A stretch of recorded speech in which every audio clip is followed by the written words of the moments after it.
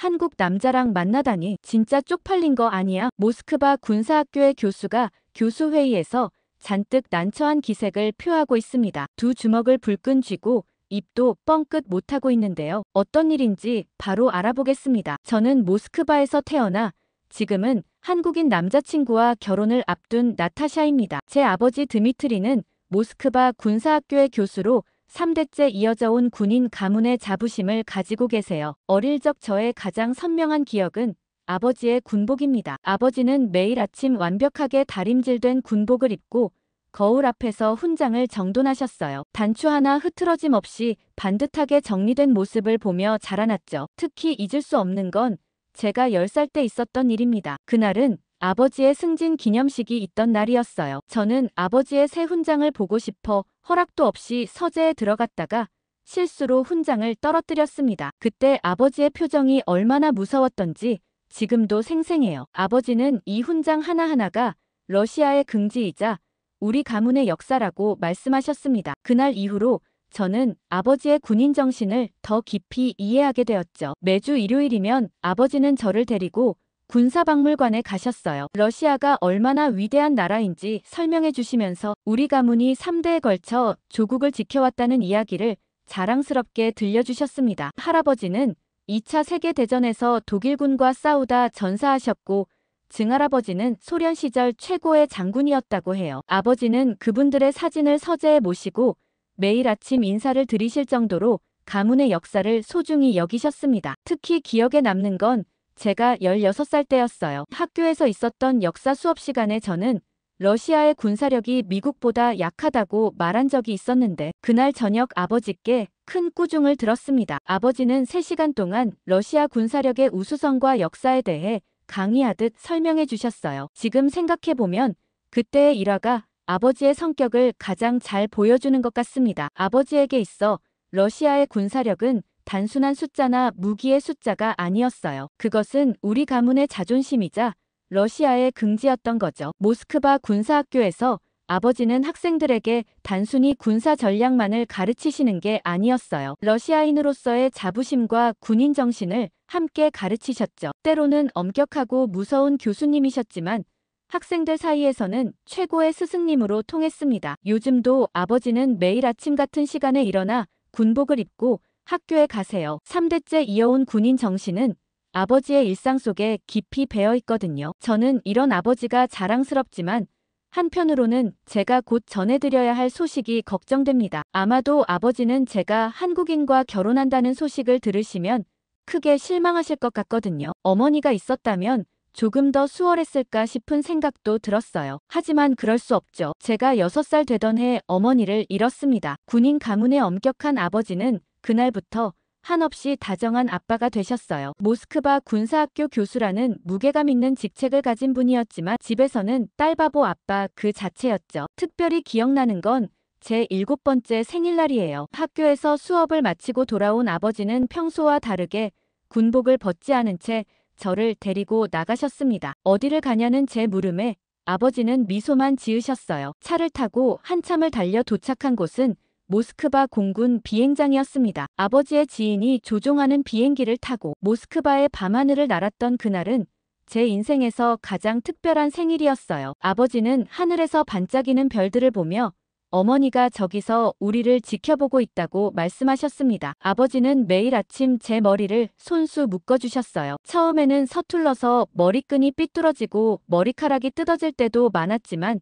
시간이 지나면서 점점 능숙해지셨죠. 어느 날은 유튜브로 머리 닦는 법을 배워 제 머리를 예쁘게 꾸며주시기도 했습니다. 학교에서는 누구보다 엄격한 교수님이셨지만 저에게만큼은 따뜻한 미소를 보여주셨어요. 하지만 공부만큼은 타협이 없으셨죠. 특히 러시아 역사와 군사 과목은 만점을 받아야 했습니다. 아버지께서는 우리 가문의 자부심을 이어가려면 이 정도의 지식은 기본이라고 늘 말씀하셨어요. 15살 때였을까요? 발레리나가 되고 싶다고 말씀드렸을 때 아버지는 처음으로 고민하는 표정을 지으셨습니다. 3대째 이어온 군인 가문에서 발레리나라니. 하지만 일주일 뒤 아버지는 발레 학원을 등록해 주셨어요. 단 학업도 함께 열심히 하라는 조건이었죠. 제가 20살이 되던 해 아버지는 처음으로 제게 어머니의 이야기를 들려주셨습니다. 어머니도 발레리나였다는 걸 그제야 알았어요. 아버지는 젊은 시절 볼쇼이 극장에서 공연하던 어머니를 보고 첫눈에 반하셨다고 해요. 군인과 발레리나의 만남. 마치 동화 같은 이야기였죠. 지금도 아버지의 서재에는 어머니의 공연 사진이 걸려 있습니다. 빨간 튜트를 입고 우아하게 춤추는 모습이에요. 그 옆으로 아버지의 훈장들이 나란히 걸려 있죠. 아버지는 매일 아침 그 사진을 보며 하루를 시작하신다고 합니다. 아버지는 제가 대학에 입학했을 때도 군복을 입고 오셨어요. 주변 학부모들의 시선이 따가웠지만 저는 그런 아버지가 자랑스러웠습니다. 아버지의 군복은 우리 가족의 역사이자 자부심이니까요. 이렇게 아버지와 저는 그 어떤 분야보다 다정하게 지내고 있는데요. 아직도 아버지는 여전히 매일 아침 제 방에 들러 머리를 쓰다듬어 주시고 저녁이면 발레 연습을 마치고 돌아오는 제게 따뜻한 차를 내어주세요. 결혼 소식을 알리는 게 유달리 걱정되는 이유는 곧 제가 한국인과 결혼한다는 소식을 전해드려야 하는데 아버지의 마음이 어떠실지 걱정이 되었어요. 하지만 지금까지 그래왔듯이 아버지는 분명 제 선택을 이해해 주실 거라 믿었죠. 그날은 아버지의 평생지기이자 아버지의 동료 교수님들과의 정기 모임이 있던 날이었습니다. 매달 마지막 주 금요일 저녁이면 아버지는 꼭 군복을 갈아입고 모임에 나가셨어요. 아버지께 한국인 남자친구 이야기를 꺼내려던 참이었는데 이미 나가고 안 계시더라고요. 모임이 끝나고 돌아오시면 말씀드려야겠다고 생각했죠. 하지만 그날 저녁은 조금 달랐습니다. 저녁 8시경 집에 돌아오신 아버지의 얼굴이 몹시 굳어 있었어요. 평소 같았으면 즐거운 표정으로 들어오셨을 텐데 왠지 모를 무게감이 느껴졌죠. 아버지는 거실 소파에 앉으시더니 제게 이리 오라고 하셨습니다. 알고 보니 아버지의 동료 교수님 아들이 우리 동네 카페에서 저와 민준 씨가 함께 있는 모습을 봤다고 해요. 그리고 그 이야기가 오늘 저녁 식사 자리에서 터져버린 겁니다. 아버지께서 말씀해 주시길 평소처럼 웃고 떠드는 자리였대요. 보드카를 한 잔 기울이고 있을 때였습니다. 갑자기 한 교수님이 아버지를 향해 제가 한국 사람과 결혼한다는 게 사실이냐고 물었다고 해요. 그 순간 아버지의 손에서 술잔이 떨어졌다고 합니다. 순간 식당 안이 쥐 죽은 듯 조용해졌대요. 아버지는 그게 무슨 소리냐며 부인하셨지만 그 교수님의 아들이 직접 봤다는 말에 할 말을 잃으셨다고 합니다. 모두가 아버지의 눈치를 살폈다고 해요. 한 교수님이 조심스레 입을 열었답니다. 러시아의 자존심을 지켜온 드미트리 교수의 딸이 어떻게 그런 선택을 할 수 있느냐고. 특히 한국이라는 작은 나라 출신이라니 더욱 이해할 수 없다고 말했다고 해요. 아버지는 그 자리에서 자리를 박차고 일어나셨대요. 평생을 함께 해온 동료들 앞에서 체면을 구기고 싶지 않으셨나 봅니다. 하지만 그들의 말이 완전히 틀린 것은 아니었기에 더욱 마음이 아프셨다고 해요. 집으로 돌아오는 차 안에서 아버지는 계속 한숨만 쉬셨대요. 그리고 아버지는 제 눈을 똑바로 보시며 이게 모두 사실이냐고 물으셨어요. 저는 고개를 끄덕였죠. 아버지의 한숨 소리가 거실을 가득 채웠습니다. 그날 밤 아버지는 처음으로 어머니의 영정사진 앞에서 술을 드셨어요. 보통은 한 잔이면 그만두시는데 그날은 보드카 한 병을 다 비우셨죠. 다음 날 아침 아버지는 평소처럼 군복을 입고 학교로 나가셨어요. 하지만 훈장을 다는 것도 까먹으셨더라고요. 아버지의 뒷모습이 어쩐지 쓸쓸해 보였습니다. 저는 한국인과 결혼하는 것에 이렇게 크게 반대하실 줄은 상상도 못했어요. 하지만 아버지가 어떤 얘기를 듣고 오셨는지 알고 나서야 아버지의 반응을 조금은 이해할 수 있었죠. 아버지가 들려주신 그날의 이야기는 제 마음을 무겁게 했습니다. 러시아 최고 군사학교의 자존심이라 불리던 아버지의 동료들은 한국이라는 말에 순간 숨을 멈췄다고 해요. 특히 아버지와 가장 친한 안드레이 교수님은 의자에서 벌떡 일어나 창가로 걸어갔다고 합니다. 식당의 정적을 깨고 가장 먼저 입을 연 것은 세르게이 교수님이었어요. 그는 아버지와 30년 지기 친구로 저의 대부이기도 합니다. 세르게이 교수님은 이게 무슨 농담이냐며 웃으려 했지만 아버지의 굳은 표정을 보고 말을 잃었다고 해요. 그때 옆자리의 니콜라이 교수가 한국은 미국의 속국 아니냐며 비아냥거렸답니다. 러시아의 최대적인 미국의 영향력 아래 있는 나라라고. 저녁 내내 침묵하던 안드레이 교수님은 창가에서 돌아서며 한국이 얼마나 작은 나라인지 아느냐고 물었대요. 아버지는 그 자리에서 주먹을 꽉 쥐었다고 합니다. 평생을 자랑스럽게 여겨온 딸의 선택이 동료들의 조롱거리가 되는 순간이었으니까요. 게다가 안드레이 교수님은 계속해서 말을 이어갔다고 해요. 한국은 러시아 영토의 60분의 1도 안 되는 작은 나라라고, 게다가 분단국가라며 비웃었답니다. 식당 구석에서는 젊은 교수들이 수군거리기 시작했어요. 드미트리 교수의 딸이 한국인과 결혼한다는 소식이 내일이면 학교 전체에 퍼질 것이 뻔했고, 순간 아버지의 체면은 순식간에 무너져 내렸다고 해요. 더 견디기 힘들었던 건 이반 교수의 말이었답니다. 그는 제가 어렸을 때부터 봐왔던 분인데 한국인들은 성형수술을 많이 해서 진짜 얼굴을 알 수 없다는 말까지 했대요. 아버지는 그 순간 테이블을 내리치며 자리에서 일어나셨습니다. 그러자 표도르 교수는 한국군은 미군의 지휘 아래 있는 군대라며 비웃었대요. 3대째 이어온 러시아 최고 군사 가문의 딸이 그런 나라의 남자와 결혼한다는 게 말이 되느냐고 했답니다. 아버지는 그 자리에서 아무 말도 하지 못하셨어요. 평생을 바쳐온 군인으로서의 자존심, 러시아인으로서의 긍지가 순식간에 무너져 내렸다고 하더라고요. 하지만 곧 이 편견들이 모두 깨질 거라는 걸 저는 알고 있어요. 민준 씨를 만나면 아버지도 동료들도 한국에 대한 생각이 완전히 바뀔 테니까요. 저는 아버지께 민준 씨를 한번 만나면 달라질 거라고 얘기했지만 아버지는 저를 보고 싶어 하지도 않으시는 것 같았어요. 아버지의 마음을 돌리기 위해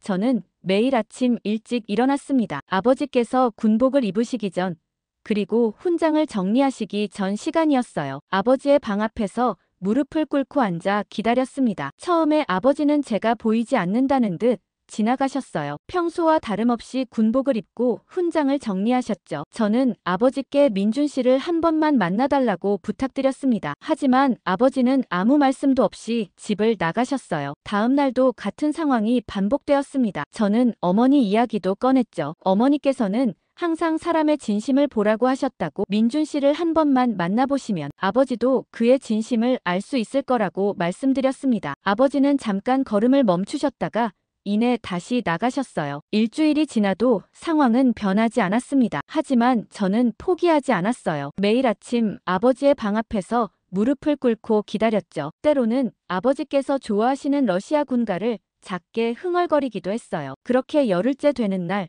처음으로 변화가 있었습니다. 아버지께서 저를 한번 쳐다보셨어요. 비록 차가운 눈빛이었지만 그래도 제 존재를 인정해 주신 거라고 생각했습니다. 그렇지만 여전히 대답은 없으셨죠. 이런 제 모습을 보고 민준 씨도 마음 아파했어요. 그러면서 진심을 담아 편지를 전하고 싶다며 제게 편지를 전해왔죠. 그날 저는 민준 씨가 러시아어로 쓴 편지를 아버지 책상에 올려두었어요. 민준 씨가 러시아 문화와 역사를 얼마나 사랑하는지, 특히 러시아의 군사력을 얼마나 존경하는지를 담은 편지였습니다. 민준 씨의 편지가 어느 정도 통했던 걸까요? 그날 아버지는 처음으로 제게 말씀하셨어요. 왜 하필 한국인이냐고 물으셨죠. 저는 민준 씨의 인품과 지식, 그리고 러시아에 대한 깊은 이해를 말씀드렸습니다. 아버지는 잠깐 생각에 잠기셨어요. 아버지께 민준 씨의 이력을 설명드렸고 모스크바 법대 최연소 수석 졸업생이라는 사실에 아버지의 눈빛이 흔들렸어요. 하지만 여전히 완강하게 거부하셨습니다. 저는 도저히 방법을 찾을 수 없을 것만 같았어요. 그렇게 어머니의 기일이 다가왔고 저는 어머니의 영정사진 앞에서 아버지와 함께 향을 피웠습니다. 그리고 어머니라면 어떤 선택을 하셨을지 조용히 말씀드렸어요. 그러자 마침내 아버지의 마음이 열렸습니다. 어머니도 처음에는 군인 가문의 반대를 무릅쓰고 아버지를 선택하셨다는 걸 기억해내신 것 같았어요. 아버지는 마지막이라며 단 한 번만 민준 씨를 만나보겠다고 하셨습니다. 그렇게 2주 동안의 설득 끝에 저는 겨우 민준 씨를 아버지께 소개할 기회를 얻었어요. 아버지의 마음을 여는 데는 오랜 시간이 걸렸지만 그만큼 진심이 전해진 것 같더라고요. 드디어 민준 씨가 우리 집을 방문하는 날이 왔습니다. 아버지는 아침부터 평소와 다르게 훈장을 하나하나 꼼꼼히 정리하셨어요. 저는 민준 씨에게 러시아의 전통 예절을 미리 알려주려 했지만 민준 씨는 이미 다 알고 있다며 웃어넘겼습니다. 저녁 6시 정각에 초인종이 울렸어요. 민준 씨는 러시아 전통 의상인 코사크 복장을 완벽하게 갖추고 있었습니다. 아버지가 가장 좋아하시는 보드카와 러시아 전통빵도 들고 있었죠. 현관에 들어서자마자 러시아식 군대 예절로 인사를 올리는 모습에 아버지의 눈빛이 흔들렸어요. 민준 씨가 저렇게 예의를 갖추고 올 줄은 생각도 못 하셨던 거죠. 그런데 아버지는 곧바로 첫 번째 테스트를 시작하셨습니다. 러시아에서는 손님이 왔을 때 주인이 권하는 보드카를 반드시 받아야 하는데 아버지는 일부러 3잔을 연달아 권하셨어요. 민준 씨는 단 한 번의 망설임도 없이 보드카를 비웠고 매번 러시아식 건배사를 완벽하게 말했습니다. 식탁에 앉아서는 더 까다로운 시험이 시작됐어요. 러시아에서는 수프를 먹을 때 숟가락을 특별한 방향으로 움직여야 하는데 민준 씨는 그것까지 완벽하게 해냈습니다. 아버지는 점점 당황하시는 기색이 역력했어요. 이렇게 예의를 갖춰 식사하는 건 요즘 젊은 러시아인들도 제대로 하지 못하는 일들이거든요. 특히 아버지는 요즘 학생들도 이런 걸 하나도 모른다며 평소에 씁쓸해하시곤 했죠. 그렇게 보드카 한 병이 비워질 때쯤 아버지는 마지막 시험을 던지셨습니다. 러시아의 전통 민요 까추샤를 아느냐고 물으셨어요. 민준 씨는 잔잔하게 미소 지으며 노래를 시작했습니다. 아버지도 모르시는 2절까지 완벽한 발음으로 부르는 모습에 거실이 숙연해졌어요. 노래가 끝나고 아버지는 이런 것들을 어디서 배웠냐고 물으셨습니다. 민준 씨의 대답은 더욱 놀라웠어요. 어린 시절부터 러시아 문학에 매료되어 독학으로 러시아어를 공부했다고 했습니다. 법대에 입학한 후에는 러시아 법과 문화를 전공으로 선택했고 군대에서는 특수부대에서 러시아어 통역병으로 복무했다고 해요. 특히 아버지의 마음을 움직인 건 민준 씨가 우리 가문의 역사를 상세히 알고 있었다는 점이었습니다. 제가 미리 힌트를 준 덕분이었죠. 증할아버지께서 참전하신 전투부터 할아버지의 훈장 이야기까지 마치 우리 가족의 일원처럼 술술 얘기했어요. 식사가 끝나갈 무렵 아버지는 처음으로 미소를 보이셨습니다. 민준 씨에게 서재로 오라고 하시더니 평소 아무도 만지지 못하게 하셨던 훈장들을 하나하나 설명해 주셨어요. 민준 씨는 각 훈장의 역사와 의미까지 알고 있었고 때로는 아버지가 모르시는 세부 사항까지 보충 설명해 주었습니다. 밤이 깊어 민준 씨가 돌아간 후 아버지는 오랜만에 제게 마음을 여셨어요. 한국인이라고 편견을 가진 것이 부끄럽다고 하시면서 민준 씨야말로 진정한 러시아 정신을 이해하는 사람 같다고 인정하셨습니다. 그날 이후로 아버지는 민준 씨에 대한 태도가 완전히 달라지셨어요. 주말마다 민준 씨를 초대해 러시아 역사와 문화에 대해 이야기를 나누시고 때로는 밤늦게까지 군사 전략을 토론하시곤 하더라고요. 그렇게 민준 씨와 마음을 연 어느 날 민준 씨의 부모님께서 아버지와 저를 한국으로 초대하셨어요. 아버지는 조금 망설이시더니 이내 러시아의 위험을 보여주겠다며 결국 승낙하셨습니다. 인천행 비행기 안에서도 아버지는 계속 자부심에 찬 표정을 지으셨어요. 하지만 그 자부심은 인천공항에 도착하자마자 흔들리기 시작했습니다. 아버지는 모스크바 공항에서 늘 2시간 이상 걸리던 입국 수속이 30분 만에 끝나는 것을 보고 놀라셨어요. 심지어 입국 심사대의 직원들은 모두 밝게 인사를 건넸고 외국인들을 위한 전용 통역 기계도 있었습니다. 아버지는 많이 놀라신 듯 했어요. 게다가 수화물을 찾으러 가는 길에 아버지는 자꾸 주변을 둘러보셨어요. 러시아 공항의 낡은 시설과 달리 인천공항은 마치 미래도시처럼 첨단 시설들로 가득했습니다. 특히 자동 수화물 시스템을 보시고는 연신 고개를 저으셨어요. 공항을 나서자 민준 씨가 보낸 차가 우리를 기다리고 있었습니다. 검은색 고급 세단이었어요. 아버지는 이런 차는 러시아에서 장관급만 탈 수 있다고 하셨는데 알고 보니 한국에서는 흔한 차종이었죠. 서울로 향하는 길에서 아버지는 처음으로 말을 잃으셨어요. 도로의 깔끔함과 질서정연한 차들의 행렬 그리고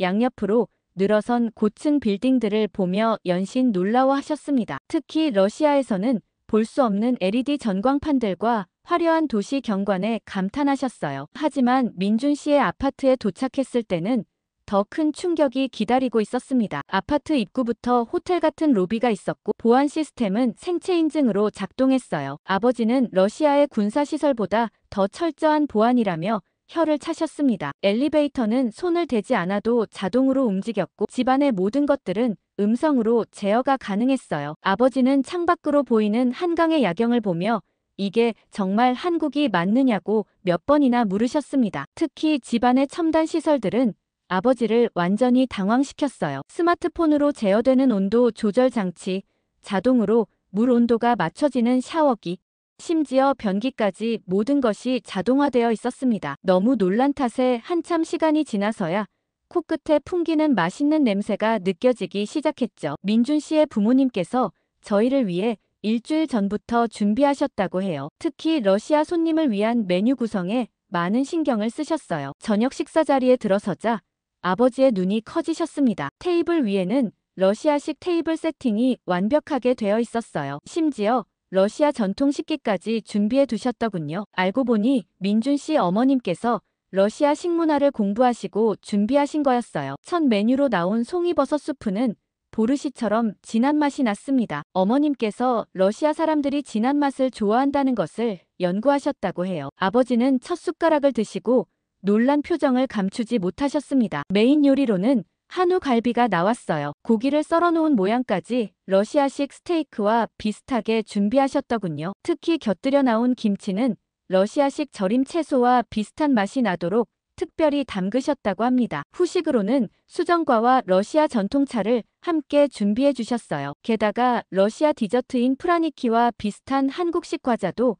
직접 만드셨더군요. 아버지는 이런 세심한 배려에 감동하신 듯 했습니다. 더 놀라운 것은 민준 씨의 부모님께서 준비하신 선물이었어요. 한국 전통 의상인 한복을 준비해 주셨고 아버지께는 러시아 군복과 비슷한 디자인의 고급 한복을 맞춰주셨습니다. 저희도 준비한 선물이 있었어요. 아버지께서 직접 고르신 러시아 최고급 보드카와 캐비아를 가져갔습니다. 특히 보드카는 러시아 황실에서 마시던 것과 같은 제품이라며 아버지께서 자랑스럽게 설명하셨어요. 또한 제가 준비한 러시아 전통 자수 손수건도 있었습니다. 어머님을 위해 특별히 주문 제작한 것이었어요. 푸른 실로 수놓은 백조 문양이 한복의 자수와 비슷해서 어머님께서 무척 좋아하셨습니다. 식사가 끝난 후 두 집안은 마치 오랫동안 알고 지낸 것처럼 가까워졌어요. 아버지는 러시아 군대 이야기를 들려주셨고 민준 씨의 아버님은 한국 전쟁 이야기로 화답하셨습니다. 마지막으로 민준 씨가 깜짝 선물을 준비했더군요. 러시아어로 번역된 한국 전통 혼례식 매뉴얼이었어요. 양가 부모님들은 그것을 보시며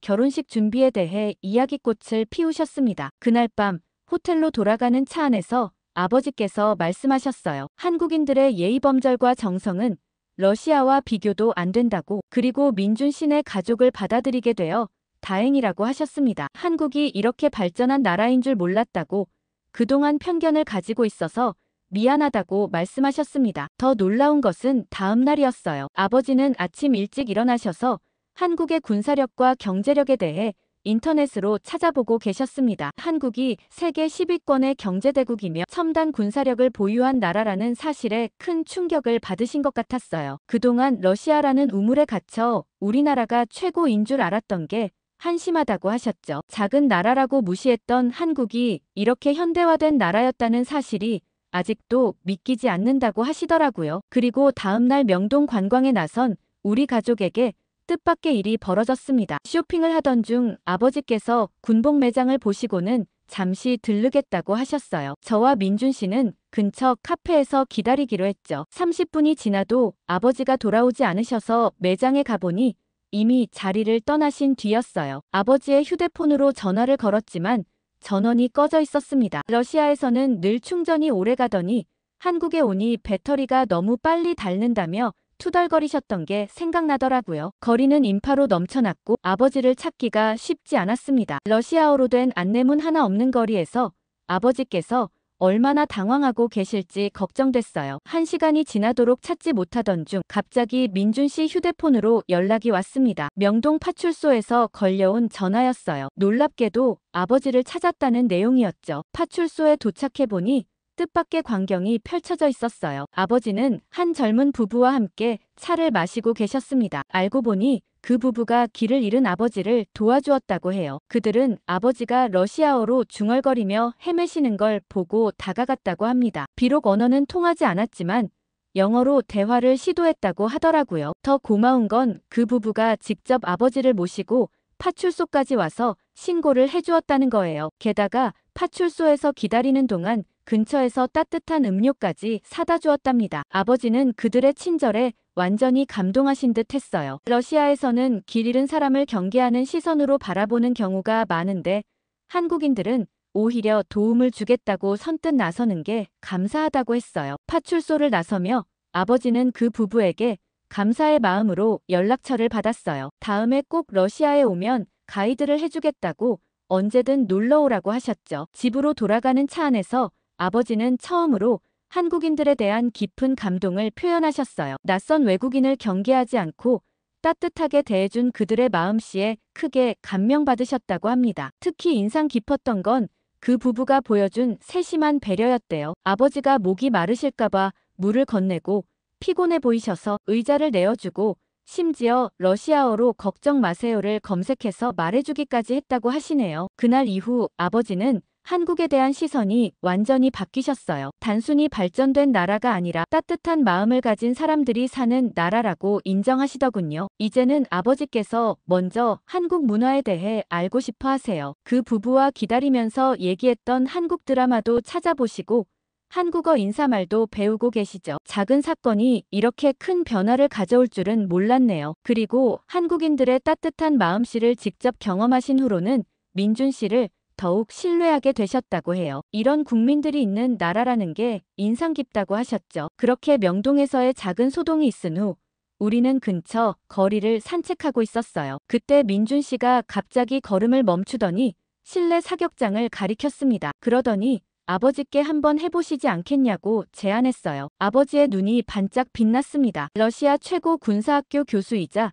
최고의 사격 실력자인 아버지께 이보다 좋은 제안은 없었을 거예요. 아버지는 이제서야 러시아의 자존심을 회복할 수 있겠다는 듯이 사격장으로 향하셨습니다. 실내 사격장은 아버지의 예상과 달리 최첨단 시설이었어요. 디지털 표적이 설치되어 있었고 모든 점수가 실시간으로 기록됐죠. 아버지는 이런 시설이 민간에 개방되어 있다는 사실에 놀라셨습니다. 먼저 아버지가 사격을 시작하셨어요. 그대로 총을 잡는 순간 아버지의 눈빛이 달라졌습니다. 30년 경력의 베테랑다운 자세로 연속 10발을 쏘셨어요. 모든 탄이 정확히 표적에 명중했죠. 그런데 민준 씨의 실력은 더욱 놀라웠습니다. 우아한 양복 차림으로 총을 들더니 마치 숨쉬듯 자연스럽게 방아쇠를 당겼어요. 점수판에는 아버지보다 더 높은 점수가 찍혔습니다. 아버지는 믿을 수 없다는 듯 점수판을 바라보셨어요. 그리고는 다시 한번 도전하자고 하셨죠. 이번에는 더 먼 거리에서 진행됐습니다. 아버지는 모든 실력을 쏟아부으셨어요. 하지만 결과는 마찬가지였습니다. 민준 씨의 실력이 더 빛났어요. 특히 마지막 한 발이 결정적이었죠. 그런데 놀라운 건 민준 씨의 태도였어요. 승리 후에도 겸손하게 아버지께 고개를 숙이며